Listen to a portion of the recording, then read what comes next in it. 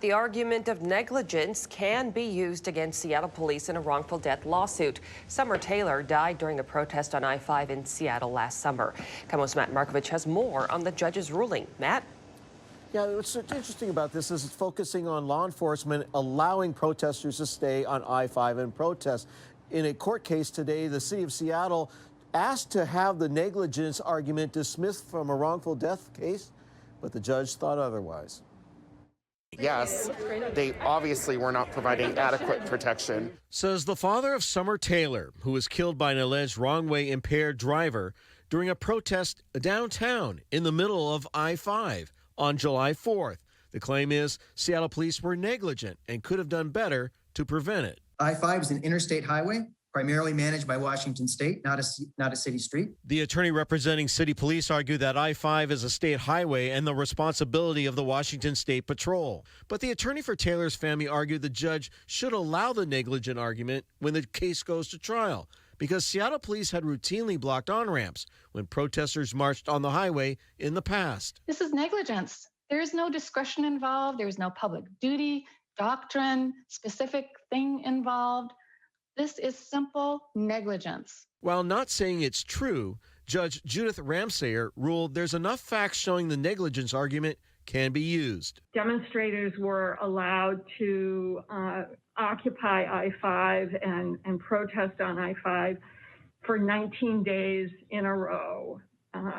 All traffic was restricted while the protesters were there. The judge said law enforcement prevented protesters to use their cars as shields as protection, and there's speculation the protesters were lulled into a sense of security because of past actions by law enforcement. I do find that they have alleged sufficient facts to maintain the claim of negligence. Yeah, Tacoma Police started rolling out these body cameras for about 80 officers at the beginning of the year. And now, by the end of this month, nearly every officer that interacts with the public should be wearing one and turning it on when they have those interactions. For a department working to build back public trust, some say while this is a start, much more needs to be done.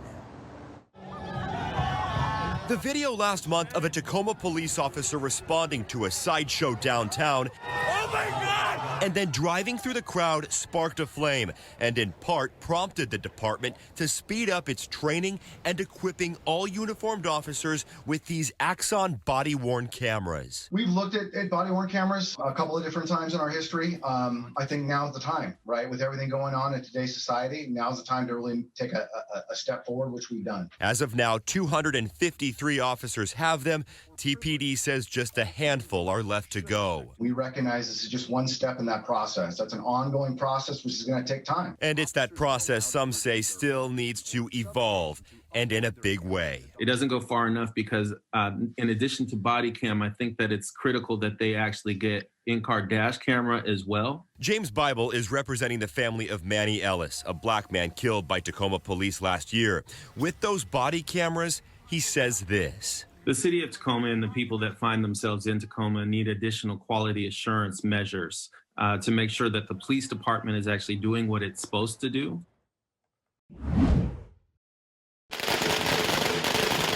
Firecrackers and the traditional lion dance welcomes the year of the ox and paves the way for good luck.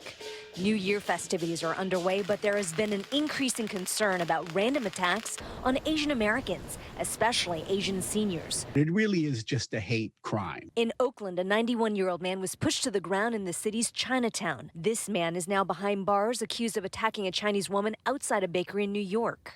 People actually attacking elders is an act of cowardice, right?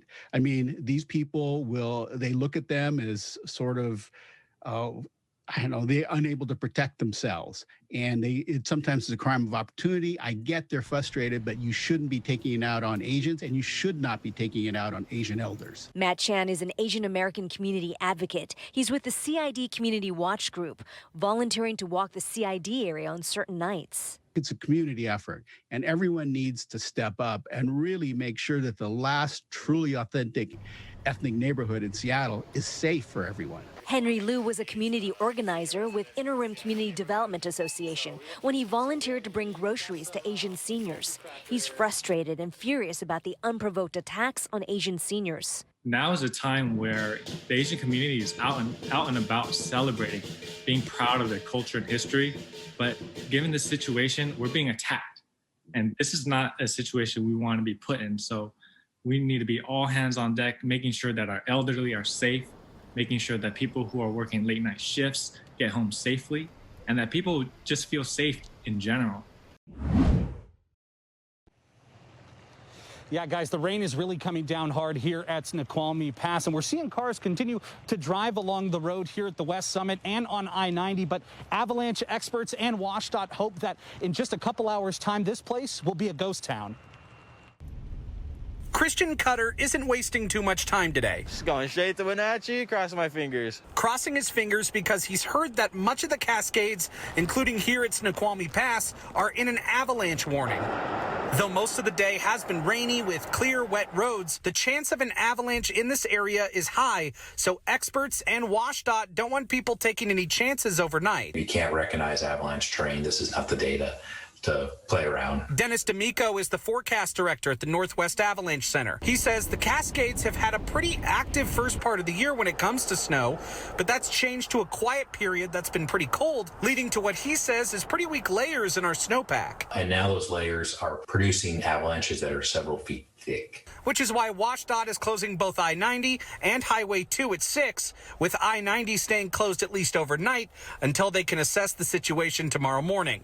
Because D'Amico says there's a lot of concern up here in the mountains. We've got our regular kind of run-of-the-mill storm avalanches, plus the potential for these very large and unsurvivable avalanches. So far, one person has died from an avalanche in Washington state, and since the end of January, 24 have died in the United States. I think really your safety and the safety of potential rescuers should be on your mind. Which is why Cutter says he's finishing the drive to Wenatchee as quickly but safely as possible. I've never witnessed an avalanche, knock on wood, so I'm happy about that. Hi, everyone. I'm Preston Phillips from KOMO News. Thanks for checking out the KOMO YouTube channel. You can see more of our videos right here by clicking on the video links for more news from the Seattle area and Western Washington. Oh, and don't forget to click the subscribe button below so you don't miss our YouTube updates.